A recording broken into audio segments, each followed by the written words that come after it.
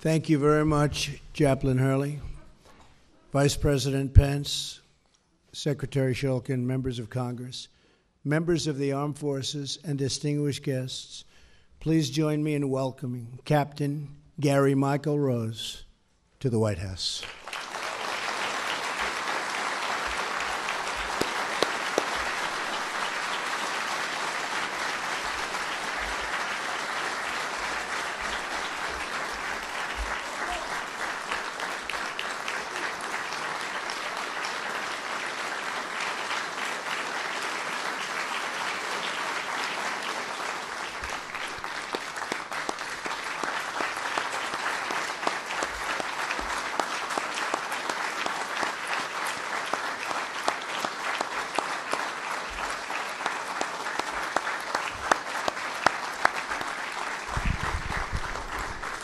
For many years, the story of Mike's heroism has gone untold. But today we gather to tell the world of his valor and proudly present him with our nation's highest military honor. Joining Mike today is his wife, Margaret, their 3 children, Sarah, Claire, and Michael, and their 2 grandchildren, Caitlin and Christian. Caitlin and Christian, I want you to know that the medal that we will present today will forever enshrine your grandfather, and he is a good man. We just spoke to him for a long time, and you are great, great young people. But this will enshrine him into the history of our nation. We're also grateful to be joined by 9 previous Congressional Medal of Honor recipients. Their courage, character, and conviction is beyond measure. Please stand.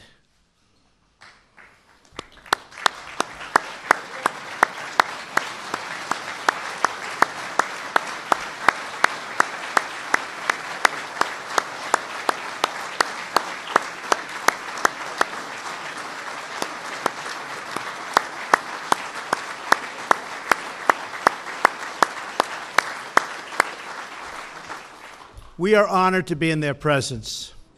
This afternoon, I want to take a few moments to share with you the incredible story of Mike's heroic deeds. Raised in Watertown, New York, Mike's father was a metal worker and a World War II veteran. He taught his son that we live in the greatest country in the world and that we must love it, cherish it, and always defend it. Mike took that very much to heart.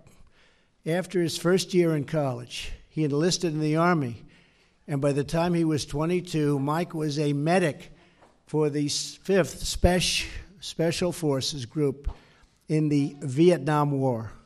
On September 11th, 1970, Mike was called on his 2nd combat mission. He was the only medic for 136 men who embarked on one of the group's biggest missions of the war, Operation Tailwind. Their goal was to prevent the North Vietnamese from funneling weapons along the Ho Chi Minh Trail to use against our American troops. Helicopters dropped the unit into Laos. Before they even touched the ground, enemy fire struck 3 men. Once they landed in the clearing, they rushed to the jungle for much-needed cover. Soon another man was shot outside their defensive perimeter. Mike immediately rushed to his injured comrade, firing at the enemy as he ran. In the middle of the clearing, under the machine gun fire, Mike treated the wounded soldier. He shielded the man with his own body and carried him back to safety. But this was just the beginning of Mike's harrowing 4-day mission. Mike and his unit slashed through the dense jungle, dodged bullets, dodged explosives, dodged everything that you can dodge because they threw it all at him, and continuously returned fire as they moved deeper and deeper and deeper into enemy territory. Throughout the engagement, Mike rescued those in distress without any thought for his own safety. I will tell you, the people with him could not believe what they were witnessing. He crawled from one soldier to the next, offering words of encouragement as he tended to their wounds. On the second day, one of the Allied soldiers was shot outside their company perimeter. Again, Mike raced to the side of the soldier, exposing himself to constant fire. As bullets flew in every direction, Mike fired at the enemy with one arm while dragging the injured soldier back to the perimeter with the other. Soon after they returned to their unit, a rocket-propelled grenade exploded nearby and shot smoldering metal into Mike's back and into his leg. He was seriously wounded. The shrapnel left a gaping hole in Mike's foot. For the next 48 excruciating hours, he used a branch as a crutch and went on rescuing the wounded. Mike did not stop to eat, to sleep, or even to care for his own serious injury as he saved the lives of his fellow soldiers. On the second and final night of the mission, the enemy surrounded the company. All night long, Mike treated the wound and dug trenches to protect them from blazing rockets and grenades. After 4 days of constant engagement with the enemy, and after successfully destroying an enemy base camp, Mike's unit prepared to evacuate. When the helicopters arrived, Mike fought back the enemy as his fellow soldiers boarded the aircraft. He boarded the last chopper, limping up to the craft, while still warding off the enemy forces that were fast approaching. As Mike puts it, if you don't believe in God, then you should have been with us that day. And I can tell you, it'll make a believer out of you, because we should not ever have survived. Mike, today we have a room full of people and a nation who thank God that you lived.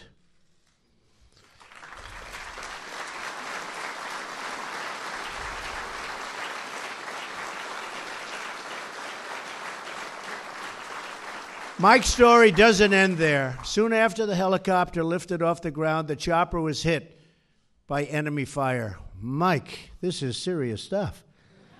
This was not a good 4 days. The bullets tragically struck a young Marine gunner in the throat. Again, Mike rushed to help. As he wrapped a cloth around the Marine's neck, the engine of the helicopter failed, and the aircraft crashed less than a mile from where it had taken off. Mike was thrown off the aircraft before it hit the ground, but he raced back to the crash site and pulled one man after another out of the smoking and smoldering helicopter as it spewed jet fuel from its ruptured tanks. Finally, another helicopter rescued them, and by the time they reached the base, Mike was covered in blood. He refused treatment until all of his men had been cared for first. In every action during those 4 days, Mike valiantly fought for the life of his comrades, even if it meant the end of his own life.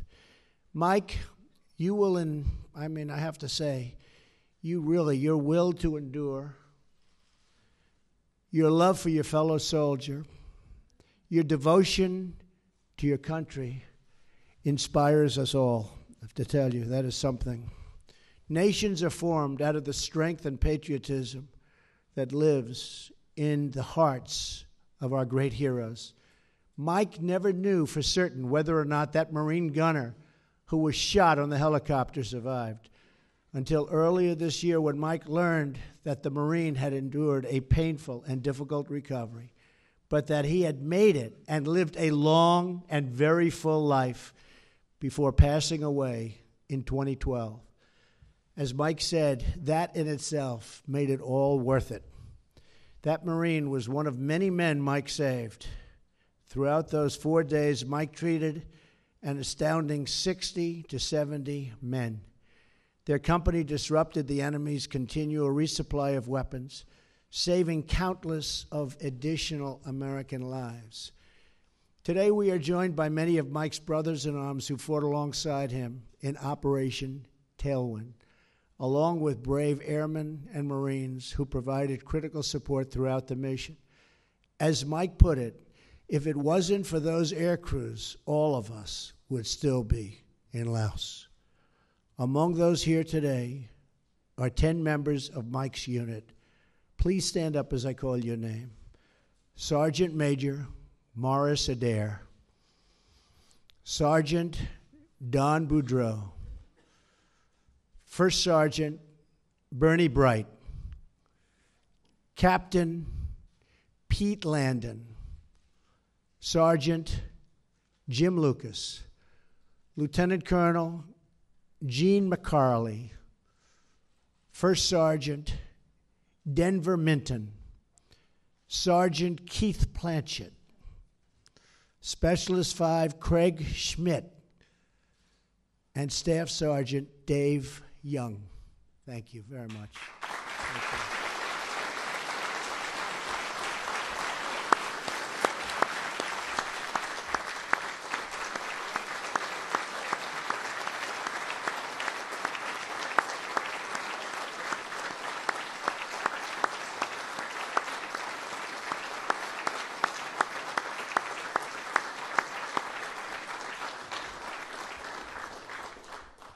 To Mike and all of the service members who fought in the battle, you've earned the eternal gratitude of the entire American nation. You faced down the evils of communism, you defended our flag, and you showed the world the unbreakable resolve of the American armed forces. Thank you, and thank you very much. After serving in Operation Tailwind, Mike went on to become an officer in the Army and served for over 20 years. Now, Mike and his wife, Margaret, stand up, Margaret. I met Margaret. Margaret's lovely.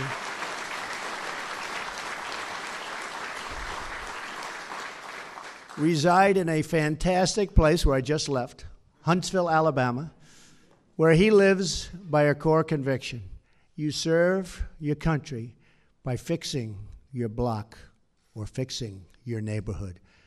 Mike volunteers with the American Legion, the Knights of Columbus, and many other organizations.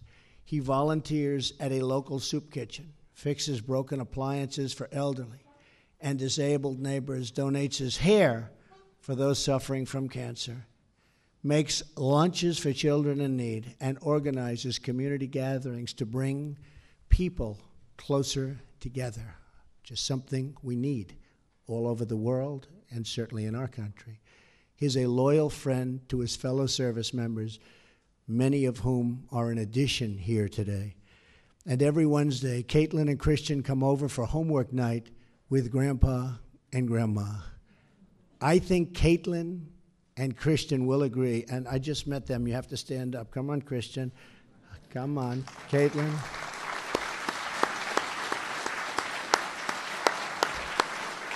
But I think that Caitlin and Christian will agree this field trip is their best homework assignment yet, right? What do you think, Christian? Yes? He said yes. I'm told that recently Christian asked his grandfather, what exactly is the Congressional Medal of Honor? That is a wonderful question, Christian. It's the award given to America's bravest heroes who earn our freedom with their sacrifice. Those who received the Medal of Honor went above and beyond the call of duty to protect their fellow service members and defend our nation. Caitlin and Christian, you are about to witness your grandpa receive our nation's highest military honor. And America is about to witness Captain Gary Michael Rose, recognized as the true American hero that he is, a patriot who never gives up, never gives in, and always stands strong for God, for family, and for country. Mike, we honor you, we thank you, we salute you, and with hearts full of admiration and pride, we present you with the Congressional Medal of Honor. And now I would like the military aide to come forward and read the citation. Thank you very much. Thank you.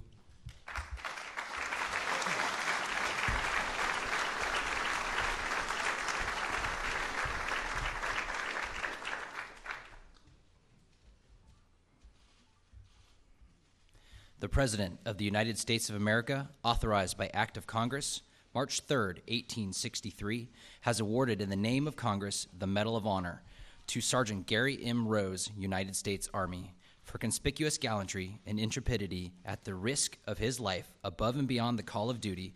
Sergeant Gary M. Rose distinguished himself by acts of gallantry and intrepidity while serving as a Special Forces medic with a company-sized exploitation force, Special Operations Augmentation, Command and Control Central, 5th Special Forces Group Airborne, 1st Special Forces, Republic of Vietnam. Between 11 and 14 September 1970, Sergeant Rose's company was continuously engaged by a well-armed and numerically superior hostile force deep in enemy-controlled territory. Enemy B-40 rockets and mortar rounds rained down while the adversary sprayed the area with small arms and machine gun fire, wounding many and forcing everyone to seek cover. Sergeant Rose, braving the hail of bullets, sprinted 50 meters to a wounded soldier's side. He then used his own body to protect the casualty from further injury while treating his wounds. After stabilizing the casualty, Sergeant Rose carried him through the bullet-ridden combat zone to protective cover.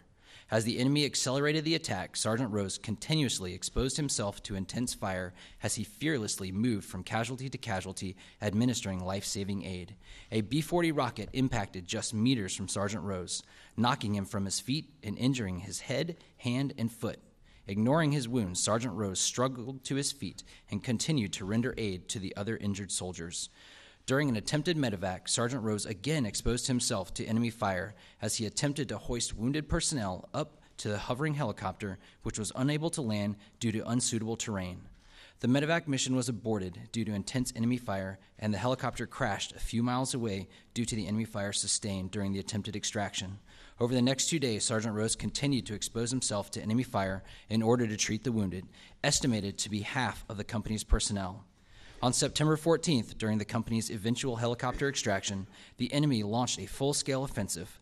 Sergeant Rose, after loading wounded personnel on the first set of extraction helicopters, returned to the outer perimeter under enemy fire, carrying friendly casualties and moving wounded personnel to more secure positions until they could be evacuated. He then returned to the perimeter to help repel the enemy under the final extraction helicopter had arrived.